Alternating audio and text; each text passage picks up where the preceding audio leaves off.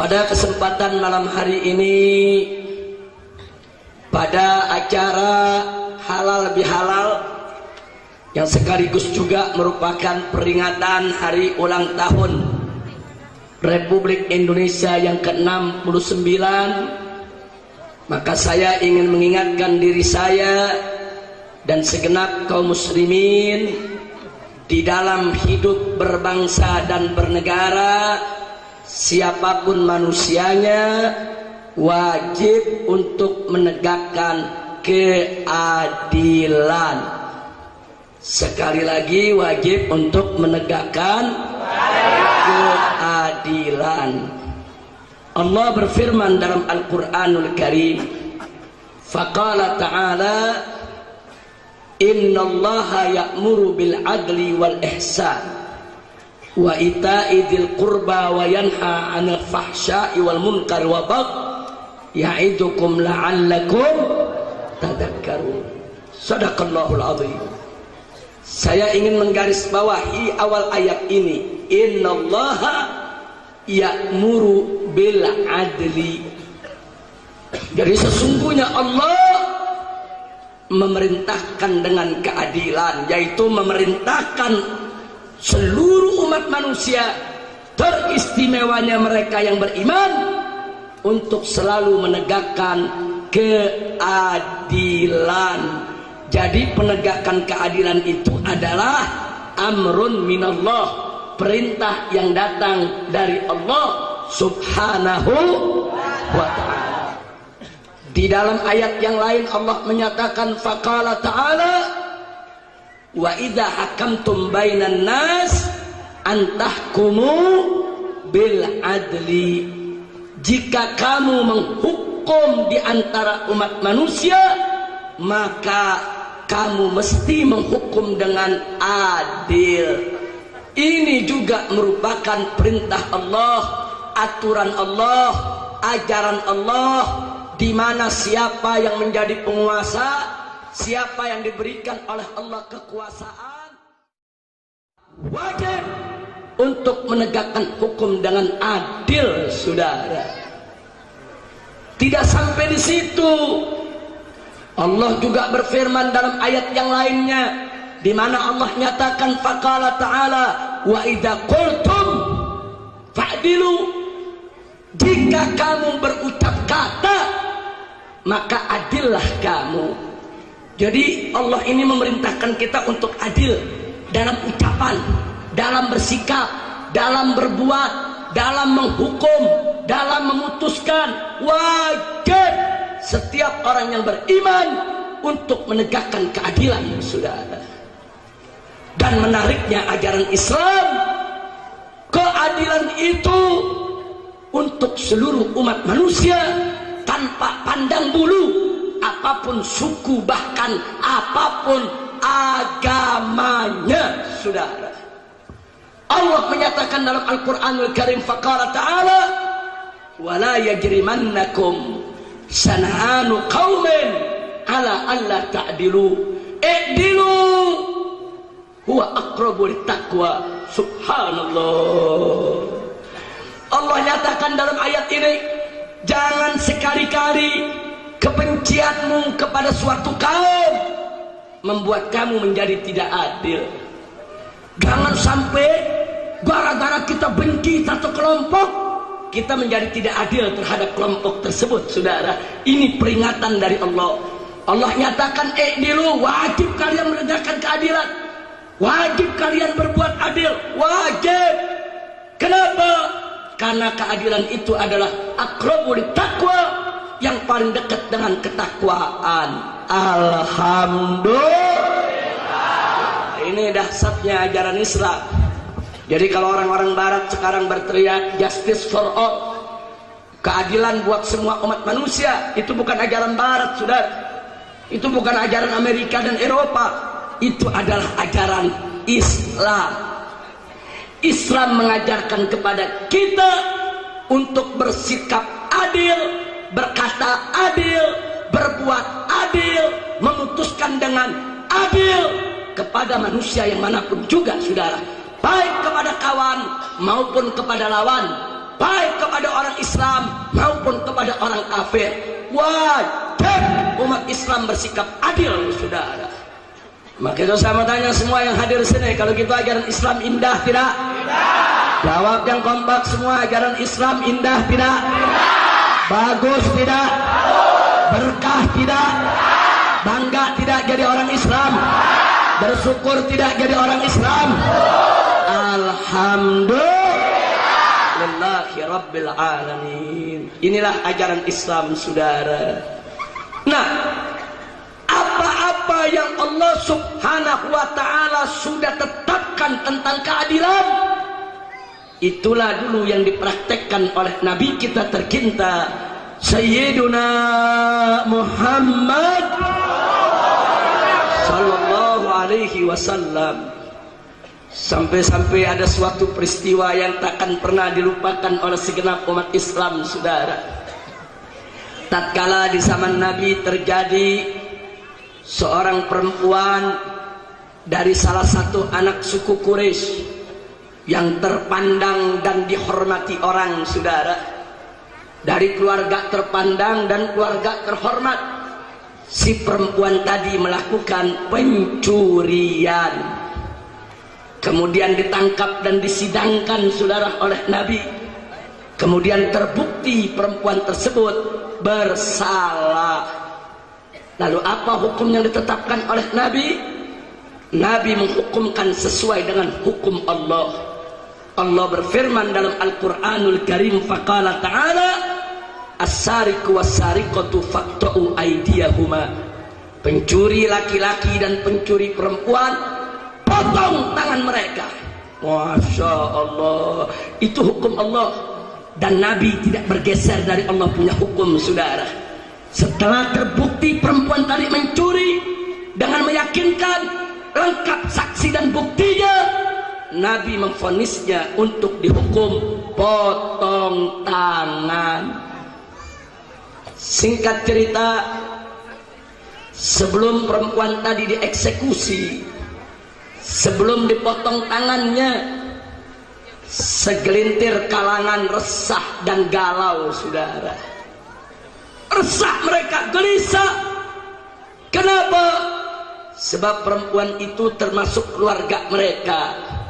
Kalau perempuan dari suku terhormat, keluarga terpandang, dipotong tangannya gara-gara mencuri, betapa memalukan.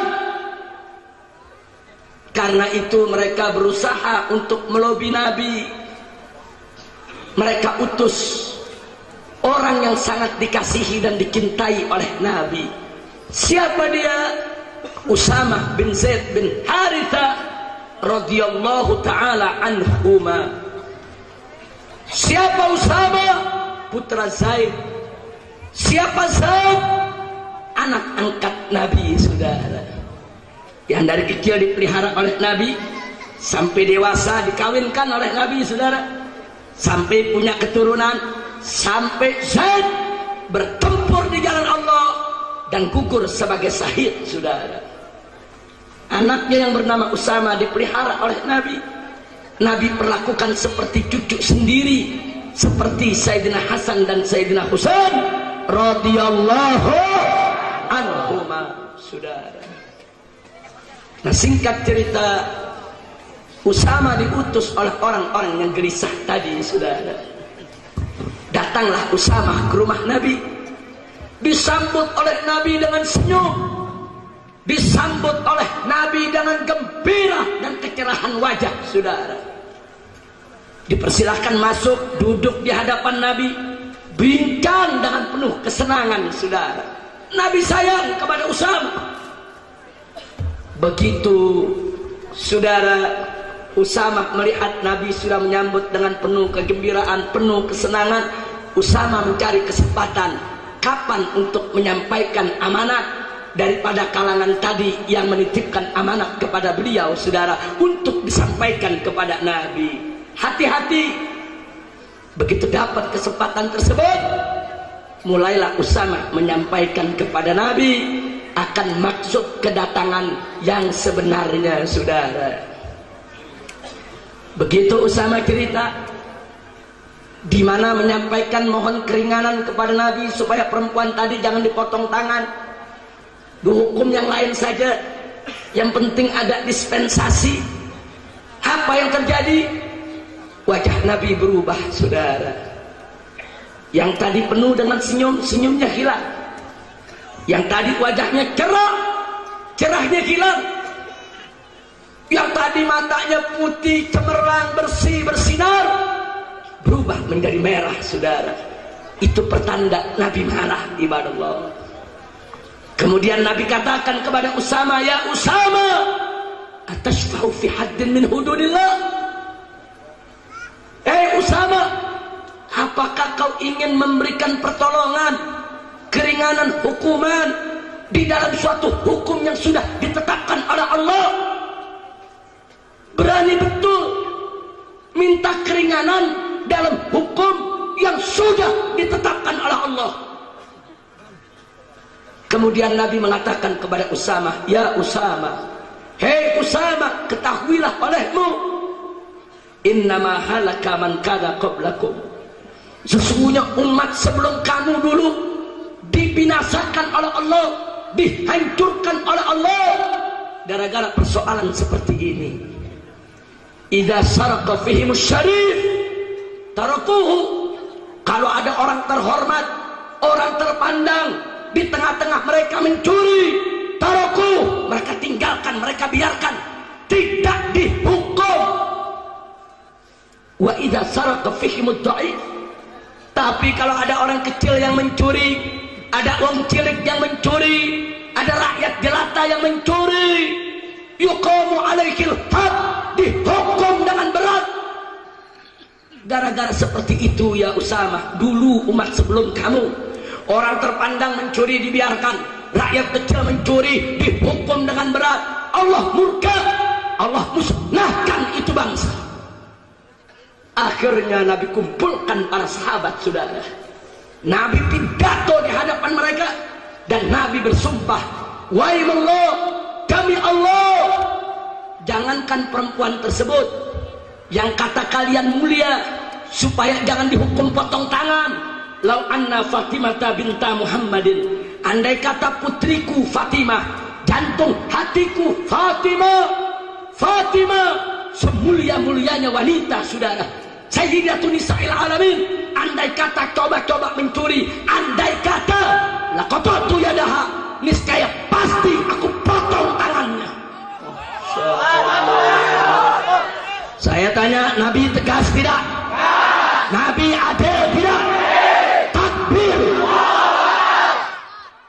Hadis ini bukan untuk merendahkan Fatimah, saudara, tapi justru hadis ini menunjukkan betapa mulianya kedudukan Sayyidatuna Fatimah Zahra radhiyallahu taala anha.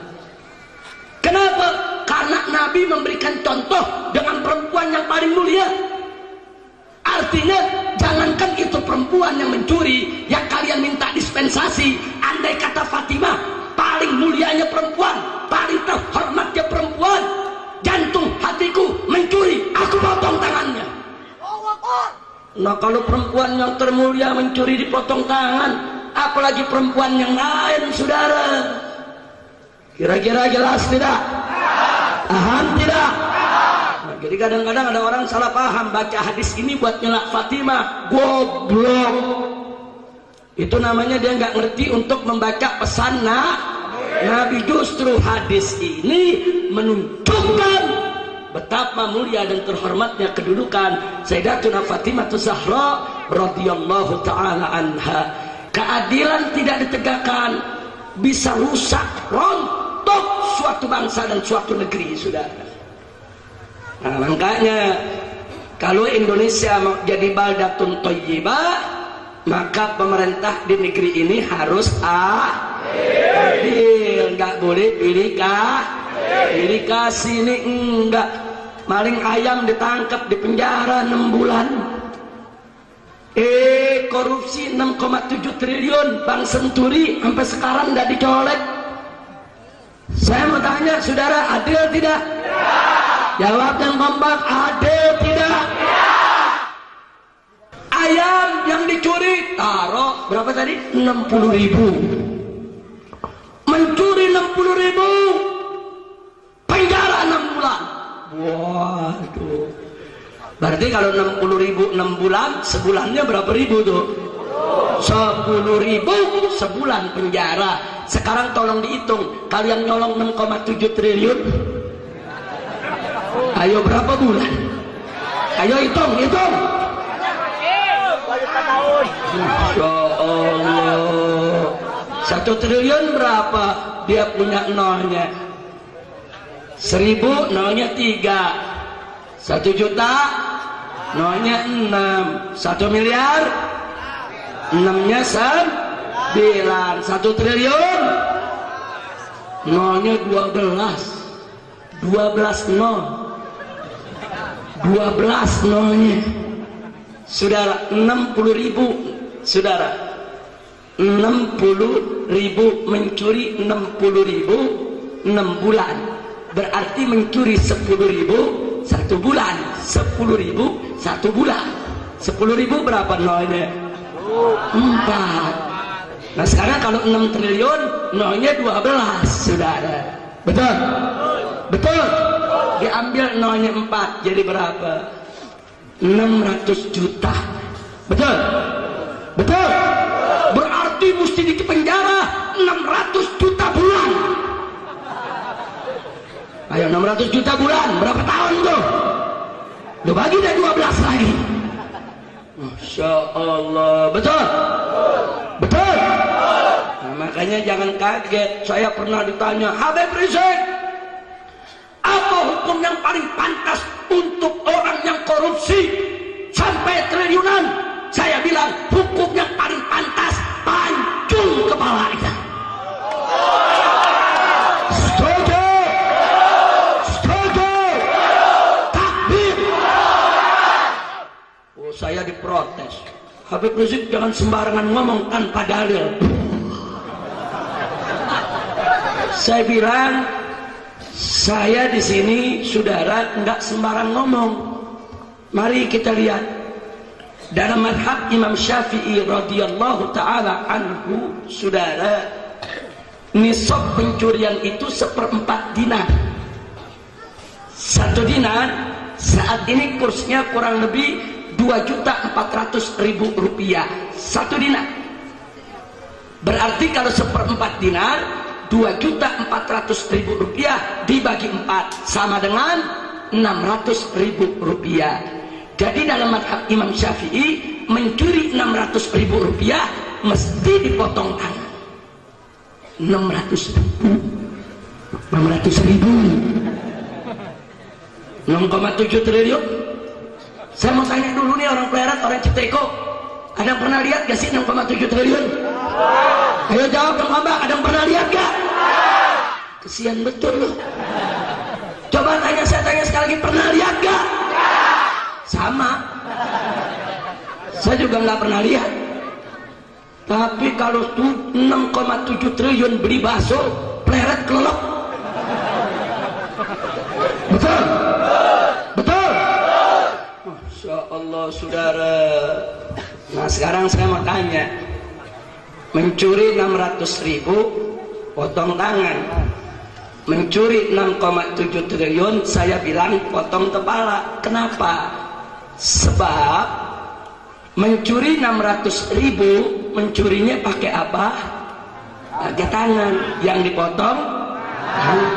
Mencuri korupsi 6,7 triliun pakai apa? Ayo, pakai tangan apa pakai otak? Otaknya di mana? Ya potong kepalanya. Pusing-pusing amat. Setuju? Betul? Nah, sebab apa? Koruptor lebih bajingan, lebih biadab daripada pencuri ayam, saudara. Saudara, saya dulu masuk Purwakarta, ini kota kiai, kota pesantren, sekarang jadi kota judi.